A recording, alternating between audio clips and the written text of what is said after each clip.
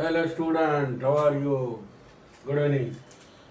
Today we are going to learn math second.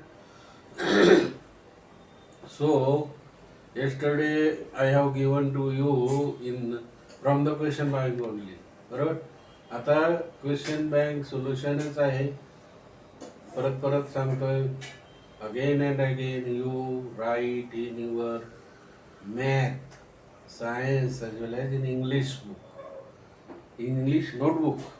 आता इथे question दिलाय बघा. क्वेश्चन पेपर मधला ते triangle ABC is equilateral triangle. तुम्हाला माहिती आहे इक्विलॅटरल ट्रायंगल तिन्ही बाजू कशा आहेत समान. Equilateral triangle point is on base. Point is M point is on the base. PC is equal to one half PC is equal to one half BC. PC is equal to one third BC. तीनाने गुणलं हा तिसरा हिस्सा आहे. A B is equal to 6. Find AP. Find AP. ही जी AP आहे ही फाइंड करायची आपल्याला. मग आता या ठिकाणी A B is equal to B C is equal to C A is equal to 6 centimetre. Why? Because triangle A B C is equilateral triangle. समभुज त्रिकोण आहे नाही का. आणि मग हा बी सी ला ए एम लंब आहे. म्हणजेच काय? Triangle first in A M C. Triangle A M C. हा A M C is equal to A M C plus angle A C M plus angle M A C is equal to 180 degree. तीन कोणाच्या मापाची बेरीज किती असते? 180 अंश. म्हणजे angle A plus angle B plus angle C is equal to 180 असं लिहिलं तरी चालेल. मग angle A M C is equal to by 30, 60, 90 degree. बघा ए एम सी 30, 60 आणि हा 90 डिग्रीचा आहे. म्हणजे 90 काटकोन त्रिकोण झालेला आहे नाही का. मग by the Pythagoras theorem you know M is equal to √3/2 into A C. A M हा जो ए एम आहे is equal to √3/2 into A C.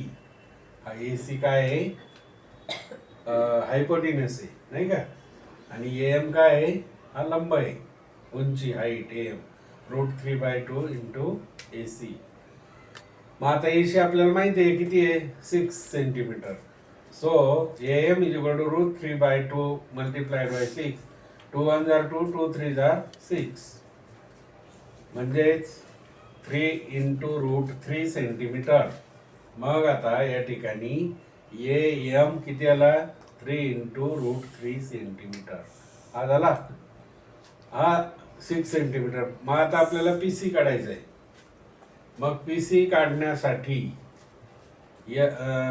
Segment M C is equal to 1/2 B C. Segment M C is equal to 1/2 B C. हा M 1/2 B C हा निम्मा आहे की नाही, right angle. 1/2 into 6 बी सीचं 6 दिलंय म्हणून 3 सेंटीमीटर. म्हणजे त्या ठिकाणी segment M C is equal to 3 centimetre.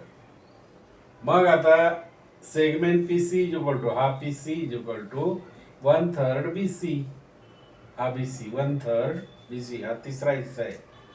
P C is equal to 1/3 B C. Therefore 1/3 B C किती आहे? 6 सेंटीमीटर. 3 1 जार 3, 3 2 जार 6, 2 सेंटीमीटर. आणि म्हणून आपल्याला पी सी किती आलेला आहे? या ठिकाणी पी सी 2 सेंटीमीटर आलेला आहे. M P plus P C. M P plus P C हा जो आहे M P plus P C is equal to segment M C 6 centimetre नाही का. मग M P plus 2 P C किती आलाय? 2 is equal to 3. M P is equal to 3 minus 2. Therefore M P is equal to 1. M P किती आला? 1 centimetre. Triangle A M P हा right angle triangle आहे 90 degree. By Pythagoras theorem.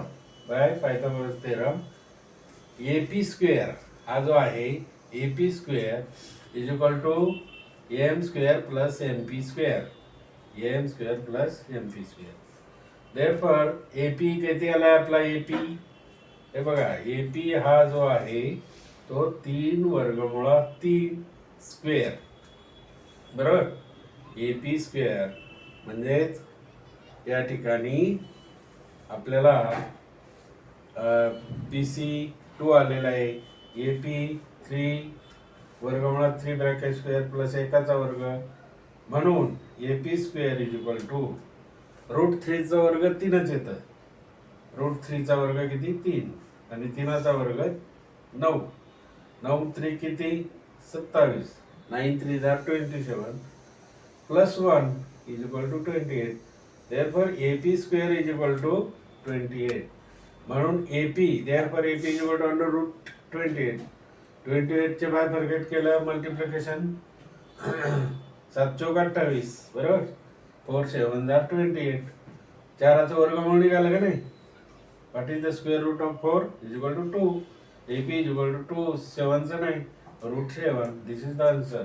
Therefore AP is equal to 2 root 7.